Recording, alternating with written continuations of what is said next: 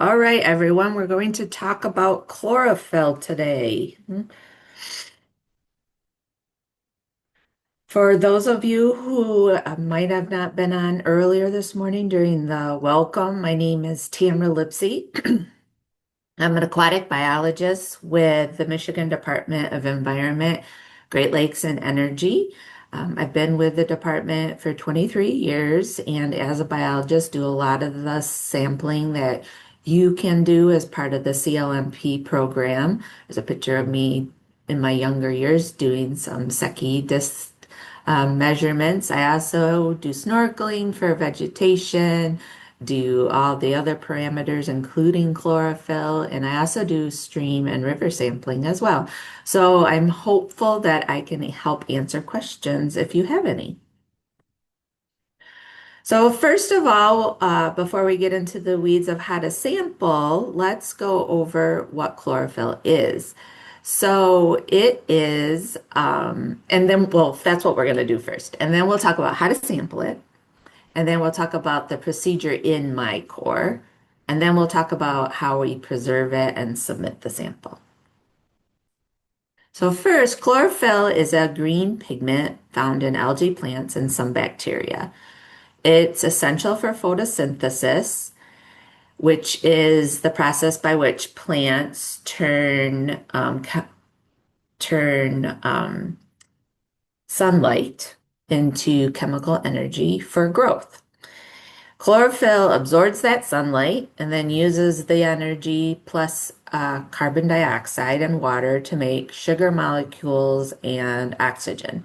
And a fun fact I found, algae makes about 50 to 70% of the Earth's atmosphere.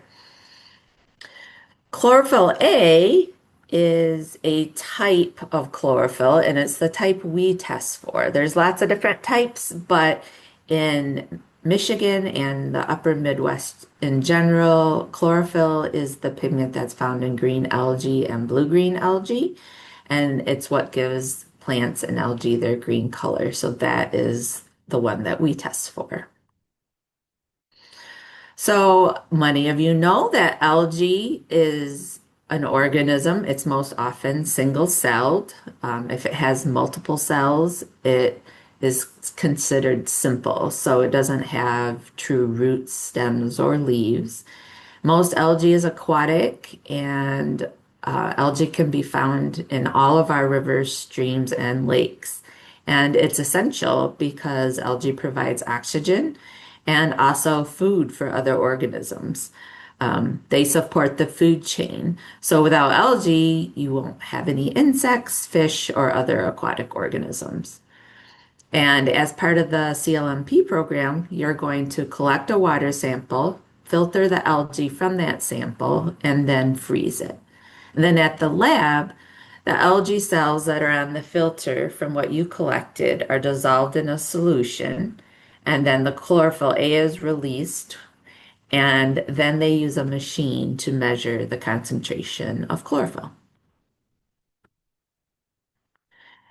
Both Eric and Kate noted earlier today that trophic status is a measure of the productivity of a lake, which is determined by the amount of primary production going on in the lake.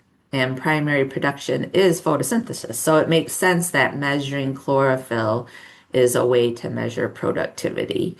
And in fact, it's the most direct way to measure it. As we've talked this morning, you can also measure water transparency and total phosphorus to get an estimate of trophic status. But chlorophyll A is the most direct way.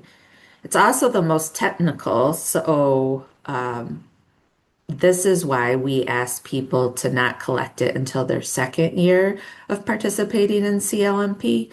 It has a lot of steps, especially the filtering process. So it's the most prone for people to make mistakes. And while it's the best predictor of trophic status, we best practice is to continue measuring Secchi and phosphorus in addition to chlorophyll. So the picture on the left would indicate high water transparency, low phosphorus, and most likely low chlorophyll-A. While the picture on the right, which is harder to see and greener, would obviously have more chlorophyll-A, probably have higher phosphorus levels and a lower water transparency. We require CLMP volunteers to sample chlorophyll once a month from May through September, and we require a minimum of 4 samples to be collected so that we can calculate an average. And the reason for this is algae are always present in our lakes, but the species or the types that are growing the best change throughout the year. And the reason that they change is because different ones like different temperatures, they like different amounts of light, and that all changes with the sun throughout the growing season. So in the spring, diatoms are the most abundant. They do really well because silica is stirred up from the bottoms during lake overturn. And then in early to midsummer, green algae are usually doing the best. And then towards the end of the summer, when the temperatures get quite a bit warmer in the water, that's when we see the blue-green algae really do well.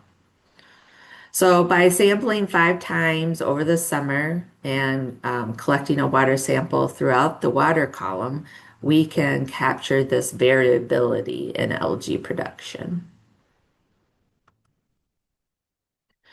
Okay, so how do we do the chlorophyll-A measurements as part of CLMP? Well, the program as a whole works like this. New volunteers get a full sampling kit, which includes the sampler, which was in the picture I just showed you, and then all of the filtering materials.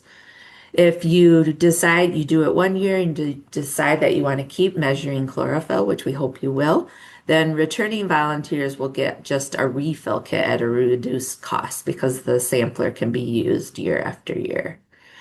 And you can pick up your kit at the MLSA conference, which we just had. So if you did not attend that, you will have your sampling kit mailed to you. And then, as I noted, you're going to measure once per month. And you want to make sure you pay attention to the schedule for when you need to do your sampling. It's generally the 10th through the 20th of each month, except in August and September, that changes a little bit depending on where you are in the state. This is what a sampler looks like. We call it an integrated sampler, and I'll talk a little bit about why that is in a minute. This is a picture of the 3 samplers that have been used as in Michigan. They have many things in common. They're all designed to be heavy, around 2 to 4 pounds, so that they can drop into the water quickly. They all have a 1 liter brown bottle that has 2 holes in the top. One hole lets the water in, and the other one lets the air out. And when they're brown, so that the sample can be kept in the dark, because once we capture a sample, we don't want the chlorophyll to have access to light. They all can be connected to a measuring tape or a rope, which can be lowered into the water. We here at Eagle in the past have used the one on the far left.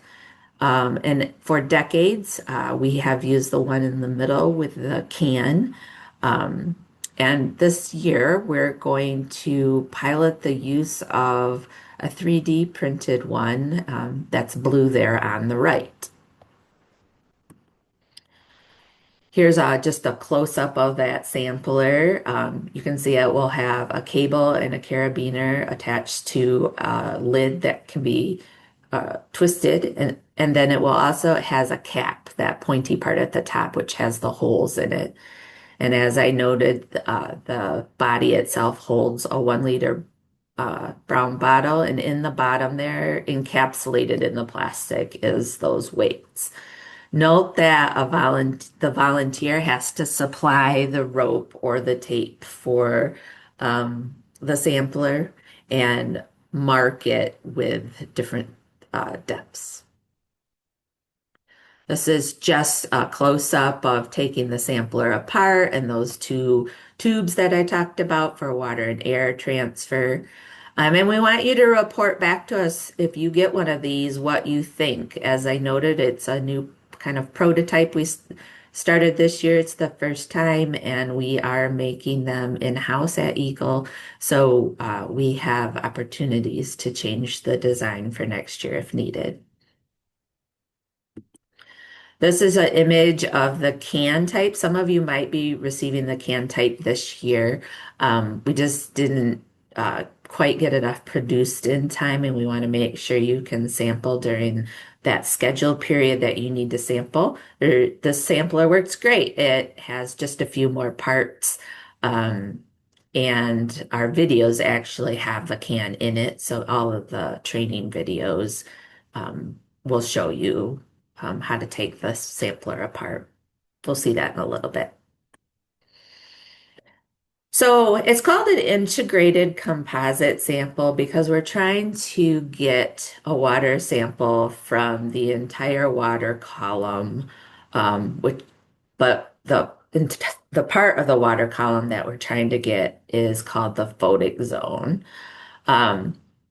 Studies have determined that plants and algae can photosynthesize best in this photic zone. And for the CLMP program, we are defining the photic zone as twice the Secchi depth. So the chlorophyll sampling procedure is designed to collect a continuous uniform water sample through that photic zone. So the sampler is lowered quickly to the bottom of that photic zone and then pulled up slowly through the water column. And we'll watch a video on how to do this in just a minute. Here is that video, and then after the video, I'll go through a few things that were shown. Chlorophyll is used as an indicator of the amount of algae in a lake. Be prepared to collect chlorophyll once a month from mid-May through mid-September. Before heading out on the lake, make sure you assemble the necessary equipment and fill out your data sheet and the back of the data sheet with the map of the lake. You will need your Secchi disc, your data sheets and a pen or pencil, a cooler with an ice pack, and your safety equipment, as well as an anchor in case it's windy. You will also need your composite sampler and associated parts, and 2 rectangular bottles, and the magnesium carbonate preservative, all provided by the MiCorps Cooperative Lakes Monitoring Program. When your supplies are ready, proceed to your monitoring location, which should be the deepest part of the lake. If you need to anchor, make sure you drop your anchor upwind of the deepest point. This will ensure you do not collect any sediments that might be suspended from the anchor. Once over the deepest location, take a Secchi disc depth. The Secchi depth procedure is shown in a separate video. Once you have a Secchi depth, multiply that depth times 2 and record that number on your data sheet. This is the composite sample depth. Disassemble the sampler, rinse the bottle with lake water, and reassemble the sampler.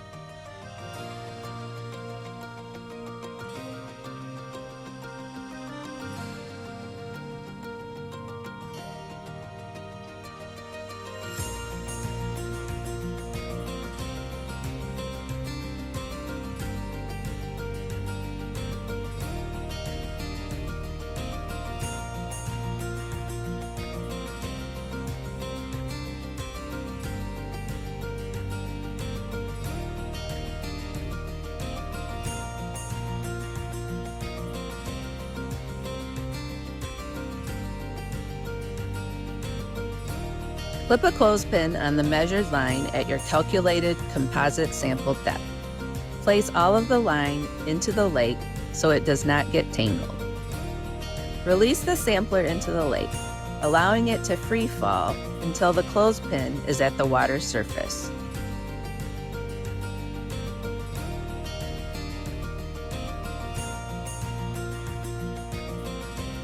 Immediately start to pull the sampler up at a slow, steady rate. You should be able to see bubbles the entire time. Upon retrieval, check to see if the sampler bottle is more than half full, but not completely full. If it does not meet these criteria, empty the bottle and resample.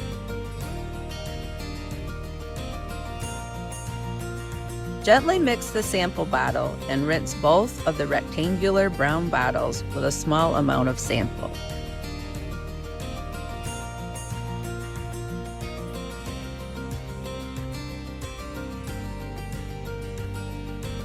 Gently mix the sampler bottle again and fill both of the rectangular brown bottles only to the bottom of the neck of the bottle.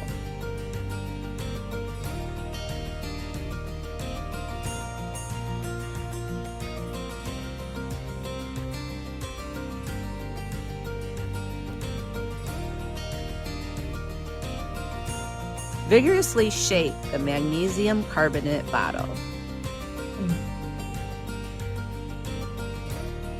Add 5 drops of the magnesium carbonate solution to each rectangular brown bottle.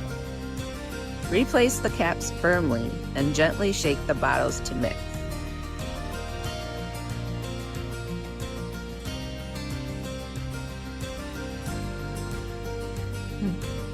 Store the bottles in the dark cooler with frozen ice pack and return to shore. Once you return to shore, you will need to filter and freeze the water samples immediately. For information on sample filtering, storage, and delivery, see our chlorophyll processing video. To learn more about the MiCorps Cooperative. Okay, so we're just going to go over a few things that were shared in the video, but I want to make sure that everyone has a chance to hear them once again. So first, preparing for sampling. You want to make sure you have calm and dry weather conditions. That chlorophyll sampler has to go straight down into the water. So if it is windy out, you will have a harder time of staying in place. And with that, I encourage everyone to use an anchor because it takes a little bit of time to pull that sample up through the water column, especially if you have a deeper lake. So I encourage everyone to use an anchor. Make sure you have your safety equipment and a friend to help with data recording. Check out the quick reference procedure checklist to make sure you have all your supplies. And make sure you have your data forms and that permanent ink, that permanent marker to fill out your forms and your labels. In addition to the anchor that I talked about, we also want you to check your actual basin depth with a depth finder or a weighted line or Secchi disc. We just want to make sure you are in that deepest spot, especially if your deepest spot is kind of on the smaller side. We just want to make sure that you know the depth so that your sampler, if it is a shallower lake, doesn't hit the bottom and we're being consistent. This is your chlorophyll field data sheet. Like all the others, we need you to fill out your lake, county, township, your field ID number, your latitude and longitude of that deepest location, and the volunteer monitoring names. And then we'll also want you to fill out your Secchi depth, multiply that times 2 to get your composite depth, and then the conditions that are happening that day. So let's practice a scenario. Can't see the chat, but just type in the chat. What do you have to do before you take a chlorophyll sample?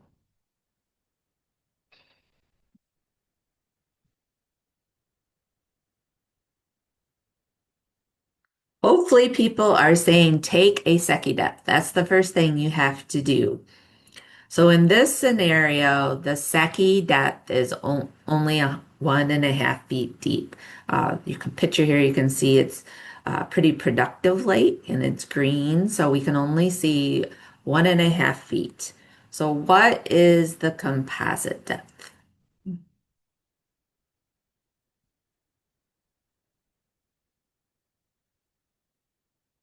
Oh, I didn't put it, but 3 feet is the answer. Hopefully everybody put that in there. 3 feet is what our composite depth is going to be.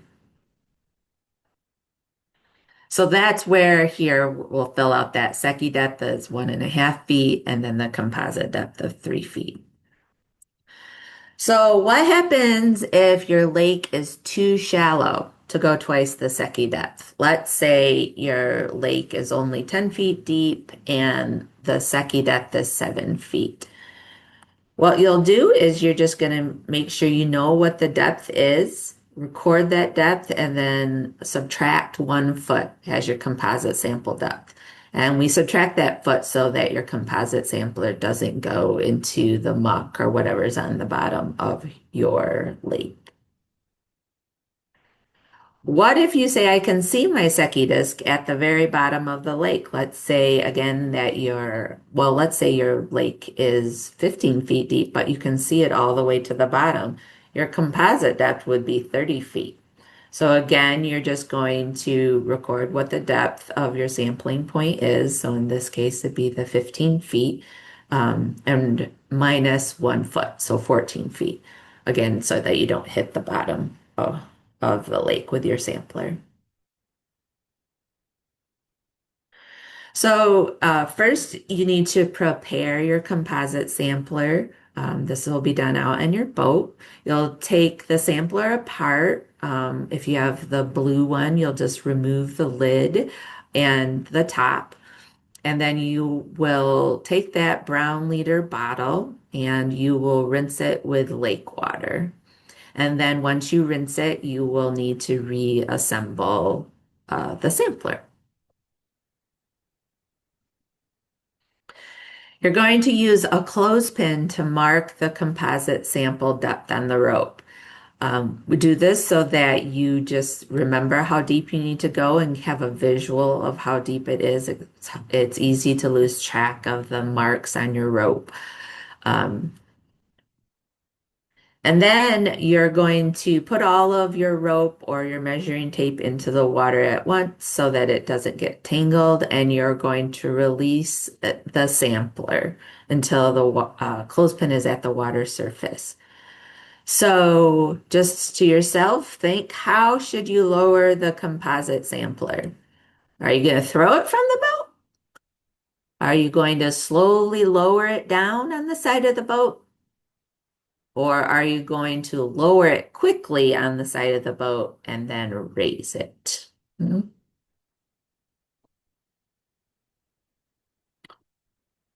Hopefully everyone is answering C. You want to lower it quickly on the side of the boat. Let it sink to that photic zone depth, which is twice the Secchi, and then bring it up slowly once you get it to that depth. I have seen several volunteers in my side-by-sides lower it slowly, and then it's just, you want to be careful with it, which I understand. But the reason it's heavy is we want to get it to the bottom quickly and then pull it up.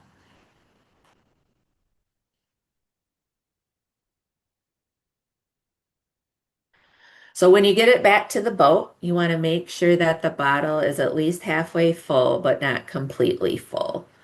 This is because we want to make sure you have enough water sample to pour into those two smaller sample bottles.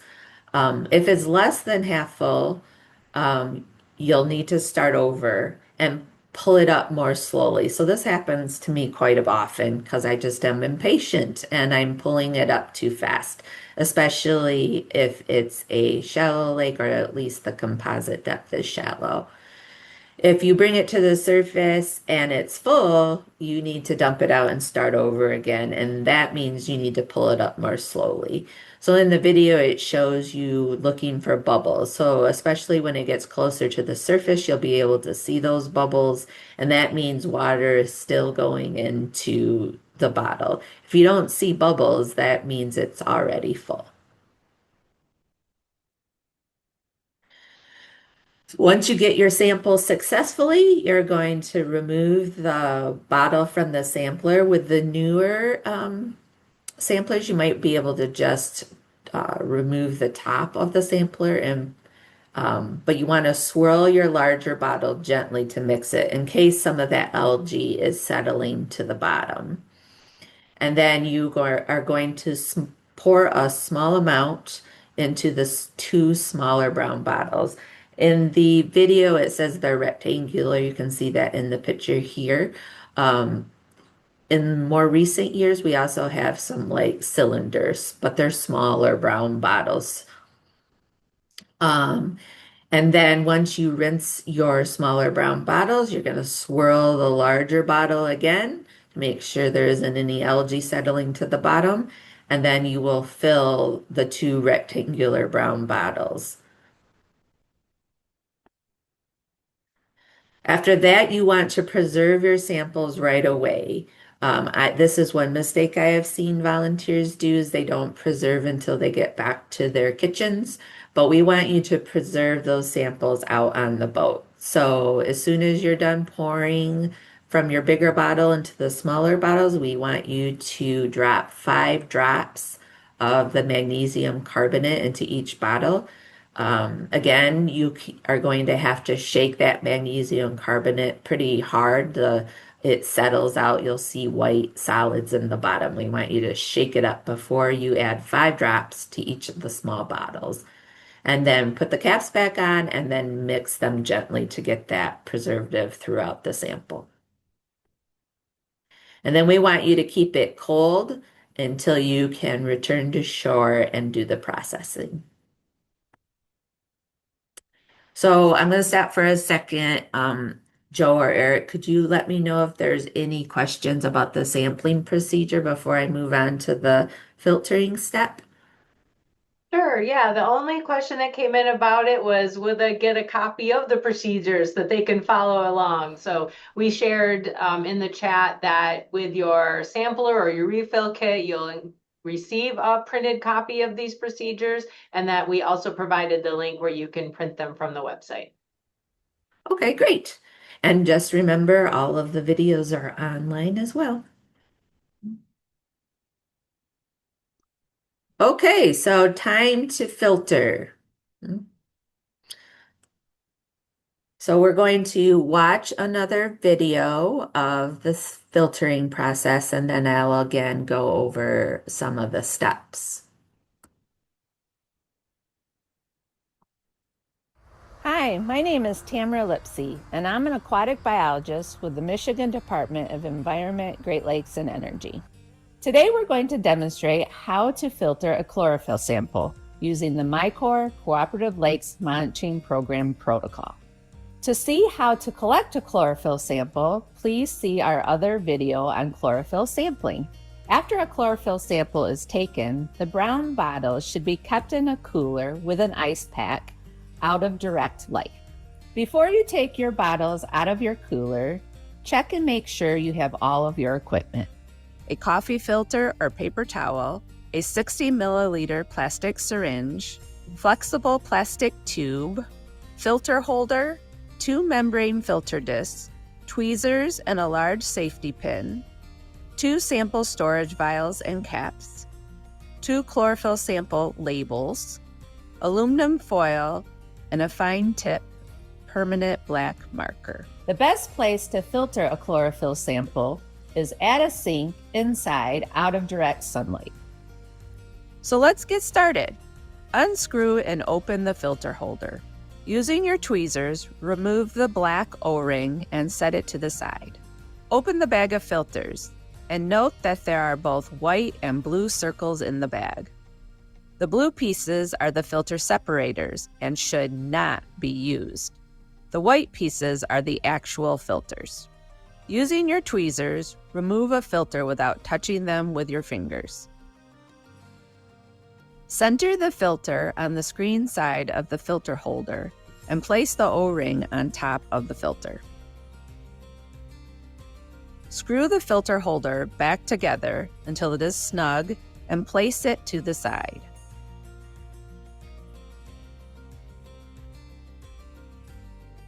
Grab the syringe and the small piece of clear plastic tubing. Push the tubing onto the syringe. It does not snap in place but will fit snugly. Set the syringe down and swirl or invert one of the brown bottles with your chlorophyll sample to make sure nothing has settled to the bottom. Next, we need to rinse the syringe with the sample. To do this, use the syringe and tube to draw up enough of the sample to fill the syringe and then empty it into the sink.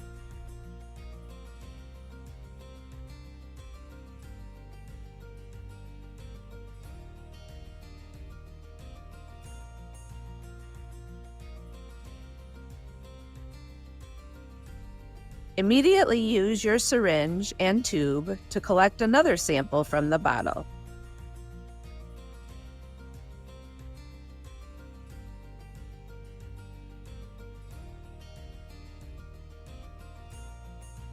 You will need to reach the 60 milliliter line. With the syringe pointing up, tap it to force air bubbles to the top. Over the sink, push the syringe plunger until the end of the plunger is lined up with the 50 milliliter mark.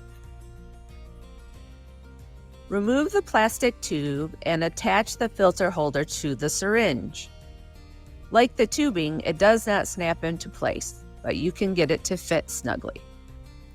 Point it down towards the sink. Slowly push the sample water through the filter holder. The pressure should be such that you see a rapid drip. It should not be a steady stream of water. Pushing too hard may rip the filter, so avoid excessive pressure. As you push the plunger, make sure that no water is leaking out of the side of the filter holder. If you can, you should push the plunger until no water remains. If your sample has a lot of algae or other particles in it, it may become too difficult to push the full 50 milliliters of sample through the filter.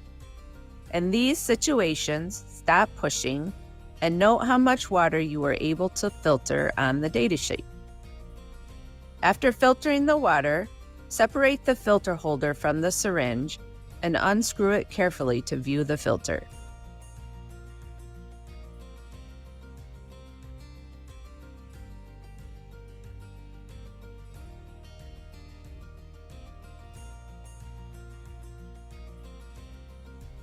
Make sure the filter looks intact. It may look slightly green or brown. This is the algae that chlorophyll will be measured from. Using the tweezers, remove the O-ring. And now, using a safety pin and the tweezers, fold the filter in quarters with the algae on the inside. The filter will stick a bit to the filter holder, and it requires a steady hand and some practice to do this job smoothly. Remember never to touch the filter with your fingers. Put the folded filter into a sample vial and cap it. Place a filled out sample label onto the vial lengthwise.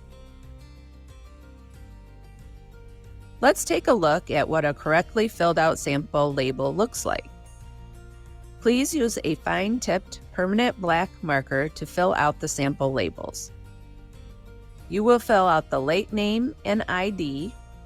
In addition, write CA, which stands for chlorophyll, in the parameter code box, and write MgCO3, which stands for magnesium carbonate, into the chemicals added.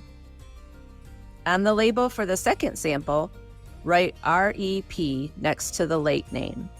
This is short for replicate. You now have one sample completed. Congratulations! Now you get to do it all over again with the second sample bottle. When both samples are complete, wrap them completely with aluminum foil to keep all light out. This foil wrapping step is critical. Unwrapped samples cannot be accepted for laboratory analysis. Write your lake name and sample month on the foil packet. The samples go into a zip-top bag with your lake name, county, and field ID number. Fold the datasheet, place it into a separate zip-top bag so it stays dry, and place that in the bag with your samples. Storing your datasheet with the samples is a good way to make sure the paperwork never gets lost. Once you're done, store your samples in the freezer. Now rinse all filtering equipment with tap water, no soap, and allow it to air dry. On the designated turn-in dates, deliver your frozen chlorophyll samples and datasheets to the proper turn-in location. To learn more about the MiCorps Cooperative Lakes Monitoring Program, visit us at micorps.net. Hi. Okay, we'll just review once again that new volunteers are going to get a full sampling kit, and then returning volunteers will just get that refill kit. This is what it looks a little different today. This is what a kit looks like, and we went over this in the video. You'll get your composite sampler, you'll get that large brown bottle, you'll get two smaller brown bottles, and then you're going to get a dropper full of preservatives and that clothespin. You need to provide a rope with 1 foot marks. The filtering equipment includes a syringe and a tube that goes with it. The filter holder, which is white, and then you will also get vials with caps, tweezers, and a safety pin, and then labels. As I noted, you'll need to have your own rope or measuring tape with 1 foot marks on it, your own zipper top bags, some aluminum foil, and a permanent fine tip marker. The refill kit, this is what it's going to have. It's just going to have some additional tubes, some additional labels, and some additional filters and magnesium carbonate. So we need you to save your syringe, save your tubes, save your tweezers, pretty much save everything except the items here in this picture, so that you can use them again the next year. And this really reduces cost and waste. One thing I really want to emphasize is that the filters you'll be using are white. Blue is bad. Just remember, blue is bad. The blue sheets that come with your filters are separator sheets. So they come in a big stack of like 100, and then we divide them out in between volunteers every year. The filters that you do want to use are white. They're kind of opaque and they're a bit shiny.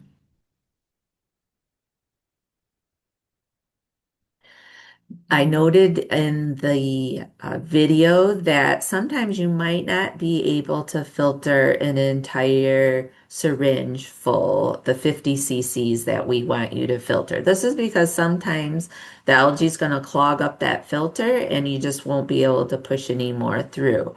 If that's the case, that's absolutely acceptable. Just mark how much you were able to filter, and then the laboratory will put that into the calculation of how much chlorophyll was in your sample. Make sure when you're finished filtering, and you're going to do that twice so that you can have a replicate, make sure you take copies of your data and put the data sheets in those Ziploc bags with your samples. At the end of the year, we want you to mail any data forms that you did not turn in with your samples to Eric by a certain date. And that date is October 31st. We want you to keep everything frozen before you turn it in. Your sample turn-in dates for everyone across the state is the same in the spring, which will be July 30th. And then in the late summer, you're going to turn in your chlorophyll sample with your phosphorus samples. And just another note that everything needs to be in our database by October 31st. Make sure you check your schedule. The September, as I noted, most of the time you're sampling between the 10th and the 20th of the month.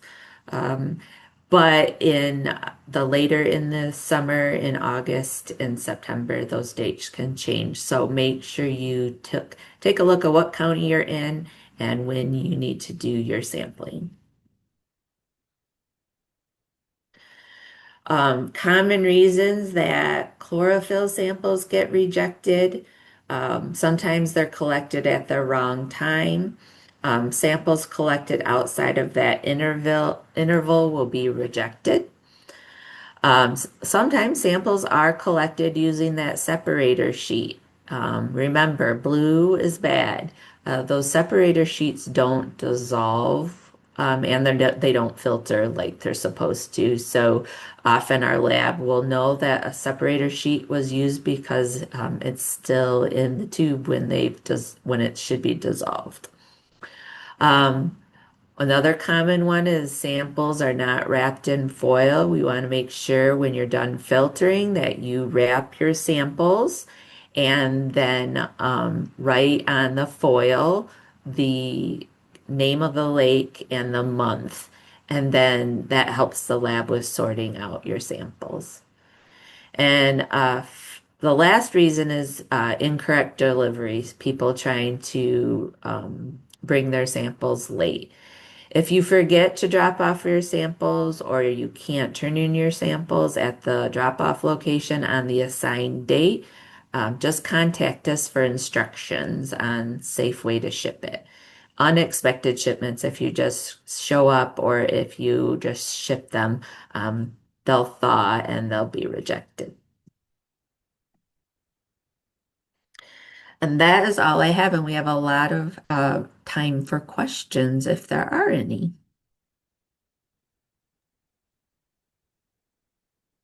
Thanks, Tamara. We've been watching the chat. There haven't been any additional questions except for one that came in really early on, just asking generally about whether lake treatment affects testing. And Eric and I were both able to respond a little bit in the chat. And the quick answer is it might. I think what the asker meant about lake treatment was herbicide treatment of the lake. And so with that assumption, we just said that it might affect your results depending on what treatment you're doing. So we ask if you know that a treatment is occurring on your lake to note that on your data sheet. We do know, for example, for chlorophyll, research has shown that application of copper, which is an algicide, can influence the amount of algae in the water column. And so can treatment with fluoridone, a fairly common herbicide used against aquatic rooted plants. And so it's good to know those things. There's always a comment section on your data form. So if you know that something has happened, especially recently in your lake, it's good to make a note of that on your data sheet.